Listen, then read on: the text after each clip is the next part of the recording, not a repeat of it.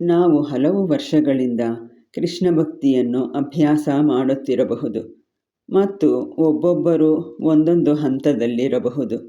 ಆದರೆ ನಾವು ನಿಜವಾದ ಕೃಷ್ಣ ಭಕ್ತರಾಗಬೇಕಾದರೆ ಈ ವಿಡಿಯೋದಲ್ಲಿ ತಿಳಿಸುವ 8 ರೀತಿಯ ಅಹಂಕಾರಗಳಿಂದ ಮುಕ್ತರಾಗಬೇಕು. ಹರೇ ಕೃಷ್ಣ. ಇಸ್ಕಾನ್ ಫೌಂಡರ್ ಆಚಾರ್ಯ ಜಗದ್ಗುರು ಶ್ರೀಲ ಪ್ರಭುಪಾದ್ ಕಿ ಜೈ. ಶ್ರೀಲ ಜೀವ ಗೋಸ್ವಾಮಿಗಳು ತಮ್ಮ ತತ್ವ ಸಂದರ್ಭದಲ್ಲಿ 8 ಬಗೆಯ ಅಹಂಕಾರಗಳನ್ನು ಉಲ್ಲೇಖಿಸಿದ್ದಾರೆ. ಅವು ಹೀಗಿವೆ. ಮೊದಲನೆಯದು ದೇಹಾಭಿಮಾನ.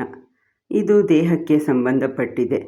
ನಾನು ಭಾರತೀಯ, ನಾನು ಅಮೇರಿಕನ್, ನಾನು ಹಿಂದೂ, ನಾನು ಮುಸ್ಲಿಂ ಮುಂತಾಗಿ ನಮ್ಮನ್ನು ಗುರುತಿಸಿಕೊಳ್ಳುವುದು. ಎರಡನೆಯದು ಕುಲಾಭಿಮಾನ. ನಾನು ಎಷ್ಟು ದೊಡ್ಡ ಮನೆತನಕ್ಕೆ ಸೇರಿದ್ದೇನೆ, ನಾನು ಉಚ್ಚ ಜಾತಿಗೆ ಸೇರಿದ್ದೇನೆ ಮುಂತಾಗಿ ಯೋಚಿಸುವುದು. ಮೂರನೆಯದು ಶ್ರುತಾಭಿಮಾನ. ವೇದಗಳನ್ನು ಶ್ರುತಿ ಎಂದು ಕರೆಯುತ್ತಾರೆ. ನನಗೆ ವೇದಗಳ ಜ್ಞಾನ ಚೆನ್ನಾಗಿದೆ, ನನಗೆ ಈ ಪುರಾಣದ ಬಗ್ಗೆ ಆ ಪುರಾಣದ ಬಗ್ಗೆ ತಿಳಿದಿದೆ ಎಂದು ಹೆಮ್ಮೆ ಪಟ್ಟುಕೊಳ್ಳುವುದನ್ನು ಶ್ರುತಾಭಿಮಾನ ಎನ್ನಲಾಗಿದೆ.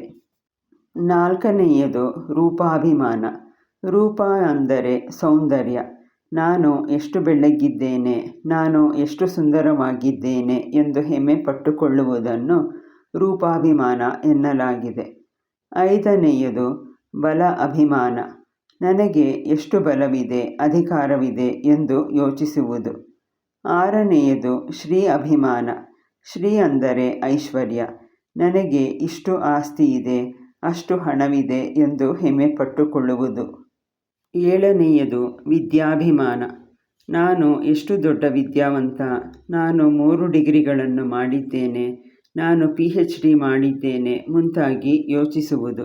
ಎಂಟನೆಯದು ತಪಾಭಿಮಾನ. ತಪ ಅಂದರೆ ತಪಸ್ಸು. ನಾನು ಈ ಉಪವಾಸ ಮಾಡುತ್ತೇನೆ, ಆ ವ್ರತ ಮಾಡುತ್ತೇನೆ ಎಂದು ಹೆಮ್ಮೆ ಪಟ್ಟುಕೊಳ್ಳುವುದು. ಈ 8 ಬಗೆಯ ಅಹಂಕಾರ ಅಥವಾ ಅಭಿಮಾನದಿಂದ ನಾವು ಮುಕ್ತರಾದಾಗ ನಾವು ನಿಜವಾದ ಕೃಷ್ಣ ಭಕ್ತರಾಗುತ್ತೇವೆ ಎಂದು ಹೇಳಲಾಗಿದೆ. ಹರೇ ಕೃಷ್ಣ.